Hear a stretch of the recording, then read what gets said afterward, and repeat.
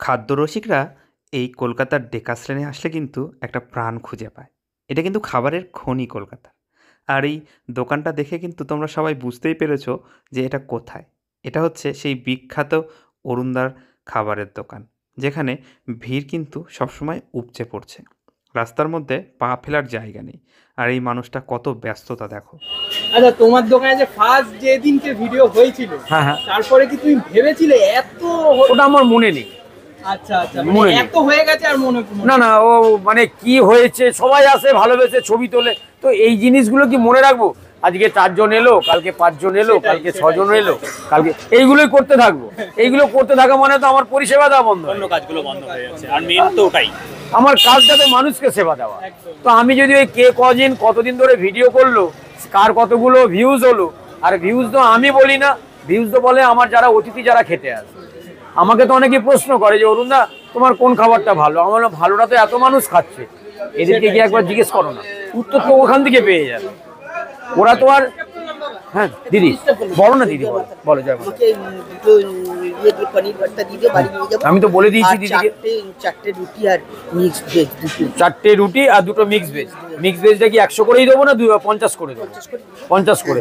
তুমি একটু বলে দাও। আমি দিদি, দিদি ও দিদি, পনির ভর্তা এনে 100 করে 2টো পার্সেল হয়ে গেছে। 2টো পনির মিক্স পনির, 2টো মিক্স পনির 50 করে, আর দুটো রুটি, 4টে রুটি।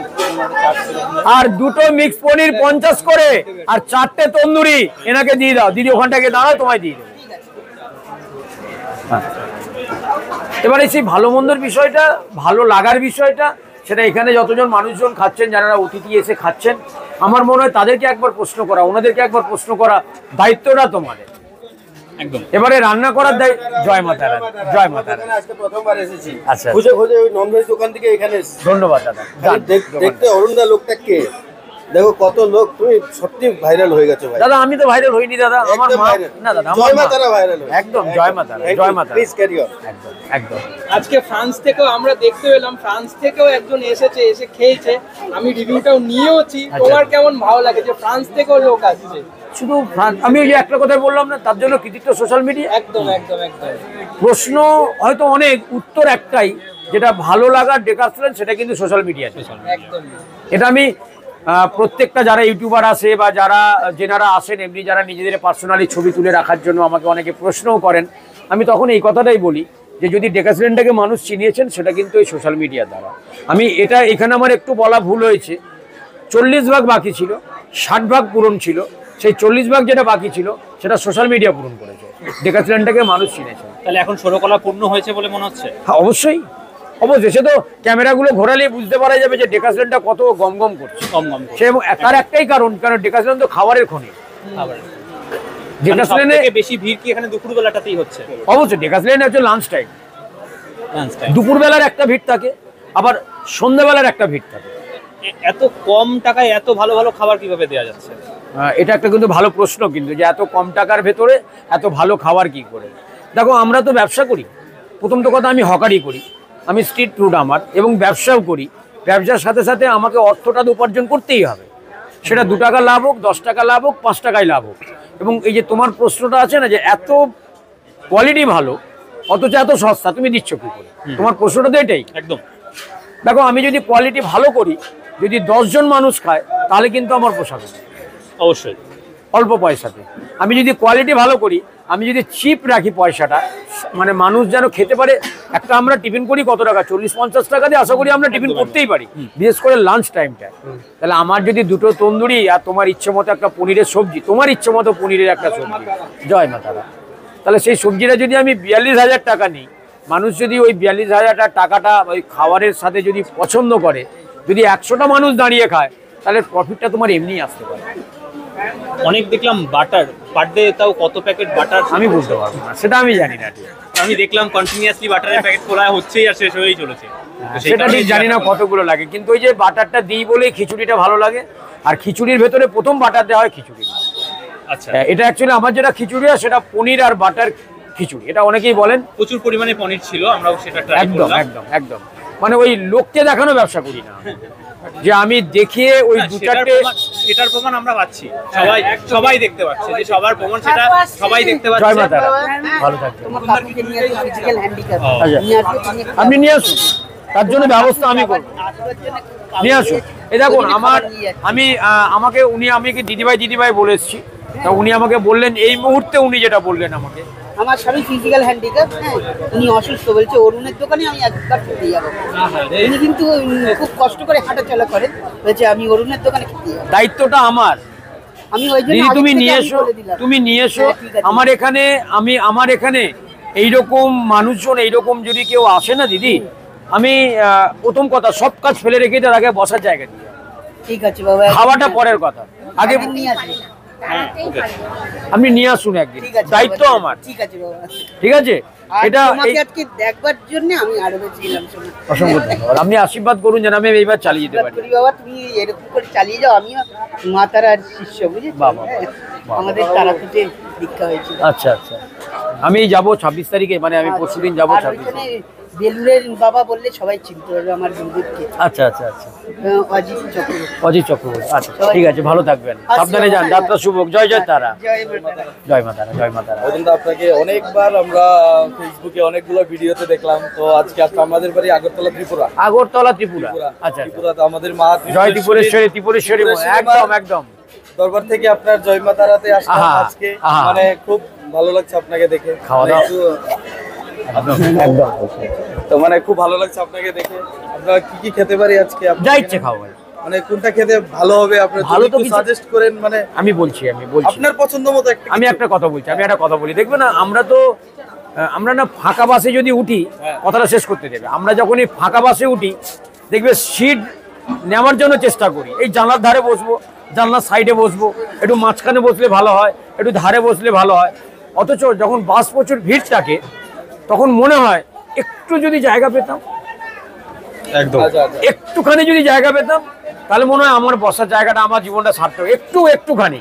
অথচ ফাঁকা বাস বসার জন্য আমরা লাফালাফি করি। ঠিক এই জায়গাটায়, এই যে আমাকে বললে তুমি, তোমার ইচ্ছে, তুমি যা ইচ্ছে খাও। না, আপনার পছন্দ মতো আমরা কিছু একটা খেতে চাই। আপনি এটা আমি কোনোদিন কাউকে বলি না, এত দূর থেকে এসেছি, আমি বলছি এটা আপনার আমার কথাটা শোনো ভাই, আমি কোনোদিনই পনির ভর্তা আমি ফার্স্ট টাইম দেখেছি, অনেক ফেমাস। ব্যাস, তাহলে ওটাই খাও। সেটাই খাবো। মানুষজন যদি ওটাই পছন্দ করে তাহলে ওটাই তুমি খাও, আমি সাজেস্ট করার কেউ না। আচ্ছা আচ্ছা, সাজেস্ট করবে তোমার মন যেটা। পনির ভর্তা ডাকে আসলাম এখানে ডেকার্স থেকে। তাহলে আবার কি এই আছে? আগরতলা ত্রিপুরা থেকে এত দূর, প্রায় 600 কিলোমিটার। এই স্বপন, সাজেস্ট আমি কি করে করবো? আচ্ছা, এই ভাইয়েরই প্রশ্নটাকে আমি একটু ঘুরিয়ে করি। হ্যাঁ? বলো। যে এখানে তো এখন প্রচুর পরিমাণে ভিড়, জায়গা দিয়ে খুব অসুবিধা হচ্ছে, এটাকে কি অন্য জায়গায় শিফট করা বা এটাকে কি বড় করার কোনো প্ল্যান চলছে? না, এরকমই থাকে। সেরকম কেন প্ল্যান করতে যাব? আজকে জয় মাতারা, দাদা একটু সরে আসুন না, দাদা একটু সরে আসুন। হ্যাঁ, আজকে জয় মাতারা ডেকাসলেন মানুষজন চিনেছে বলে কি এটাকে অন্য জায়গায় শিফট করানোর কথা ভাব, এটা তো আমার মনে এখন অব্দি আসেনি। আচ্ছা, আমার মনে আমি কোনোদিনই ভাবিনি এইসব। মানে আজীবন অরুণদার অ্যাড্রেস ডেকাসলেনই থাকবে বলছে? দেখো, সেটা তো পরের কথা। আচ্ছা, জন্ম মৃত্যু বিবাহ আর এই বিজনেস বড় হওয়া, বিজনেস এগিয়ে যাওয়ার দায়িত্বটা সেটা সবার কাছে, সবার হাতে, এবং সেখান থেকে আমার কর্মজীবন, আমাকে কর্ম করতে হবে। সেটা আমি কতদিন ভালো থাকবো সেটা তো আমি জানি না। না অবশ্যই আমি কতদিন ভালো থাকবো, অলরেডি আমার স্পাইনালের প্রবলেম, তাহলে আমি কতদিন ভালো থাকবো আমাকে আগে সেটা ভাবতে হবে। হ্যাঁ, এবং সেই দিক থেকে বলতেই পারি আমি যে আমার যেটা নিয়ে হচ্ছে, ডেকাসলেন যেটা নিয়ে চলছে সেটাই থাক না, সেটাই চলুক না। আচ্ছা, অনেকটা সময় নিলাম। না, ঠিক আছে। তারা সময় তোমাদের জন্য সময় দেওয়াটা আমার কর্তব্য। তার একটা কারণ আমি বুঝিয়ে বলি। আজকে ধরো ইনি খাচ্ছেন, এনাকে দিয়েই বলি, ইনি খাচ্ছেন। আচ্ছা, আপনি আমাকে একটা কথা বলুন, আমি অন্যভাবে প্রশ্ন করছি না, আপনি আমার অতিথি হিসেবে আপনাকে আমি প্রশ্ন করছি। আপনি যে খিচুড়িটা খাচ্ছেন বা বেগুন সুন্দরী খাচ্ছেন বা পোস্ত ভাজা আলুটা খাচ্ছেন, আপনার কোনোটাও কিছু কি কোথাও কম বলে মনে হচ্ছে কি? না, আমার তো বেশ ভালোই লাগছে। আমি তো খিচুড়ি খেতেই এসেছি, আজ একটা কাজে ছিলাম, কাজ থেকে দুপুরে আমরা ফ্যামিলি সবাই এসেছি, দুপুরে রান্না করতে বারণ করেছি, এখানে এসে খাবো বলে। এখানকার উদ্দেশ্য যে খিচুড়িটা খাওয়ানো।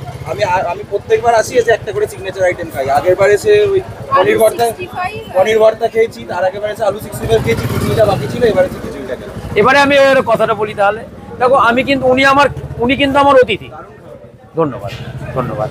তা উনি আমার অতিথি, রিভিউটি কিন্তু আমি দিলাম না, ভালো মন্দ দায়িত্বটা কিন্তু ওনার। এটা করলে মনে হয় আমি করতে পারবো।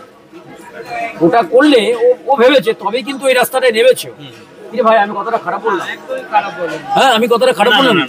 একদম ঠিক, সত্যি আমি কথা। এটাই বলতে চাই যে একটা রোজগার করার জায়গা তো একটা আছেই, মানে সেটা সোশ্যাল মিডিয়ার দিকের কথা বলছি।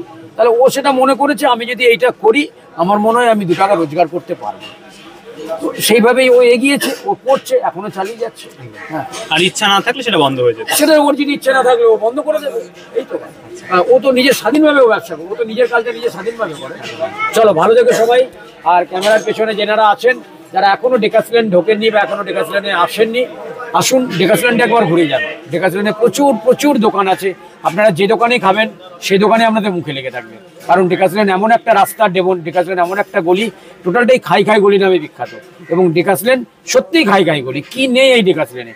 বিরিয়ানি থেকে শুরু করে নিয়ে পোলাও থেকে, নান থেকে, কুলচা থেকে, চাউমিন থেকে, কি বলে চানা বটরা থেকে, আর ওই পাতা চা, আমার ডেকাসল্যান্ডের অনেক ফেমাস পাতা চা। একবার আসুন না ডেকাসল্যান্ডে ঘুরে যান, একবার খেয়ে যান ডেকাসল্যান্ডটাকে, একবার দেখে যান ডেকাসল্যান্ডে কত কি জিনিস পাওয়া যায়, খাবারের জিনিস। এটা প্রত্যেকদিনই খাদ্য মেলা বসে আমাদের ডেকাসল্যান্ডে, খাবারের মেলা। আপনি মাসে 1বার 2বার করে, বছরে 2বার 3বার করে শীতকালেতে খাদ্য মেলা এখানে ওখানে হয়। একবার ডেকাসল্যান্ডে ঘুরে যান, খাদ্য মেলা দেখবেন, এখানে একটা খাদ্য মেলা প্রত্যেক দিন হয়, প্রত্যেক দিন। শীত, বর্ষা, শরৎ, হেমন্ত, শীত, বসন্ত, প্রত্যেকটা দিন। সুস্থ থাকবেন, ভালো থাকবেন। জয় জয় তারা, জয় মা তারা, জয় মা দক্ষিণেশ্বরী মা, জয় ভবতারিণী, জয় মা লক্ষ্মী, জয় মা সরস্বতী, জয় বড় মা, জয় মা তারা, জয় মা তারা। আমি এতগুলো মায়ের নাম কেন বললাম জানেন? আমার মা যে সব এখানেই আছে, আমার মা সব এখানে আছে। জয় মা তারা আছেন, জয় ভবতারিণী মা আছেন, জয় বড় মা আছেন, জয় বড় মা আছেন, জয় মা সরস্বতী আছেন। সরস্বতী মাকে জানো? ওখানে আছেন সরস্বতী মা, হচ্ছে লতাজি।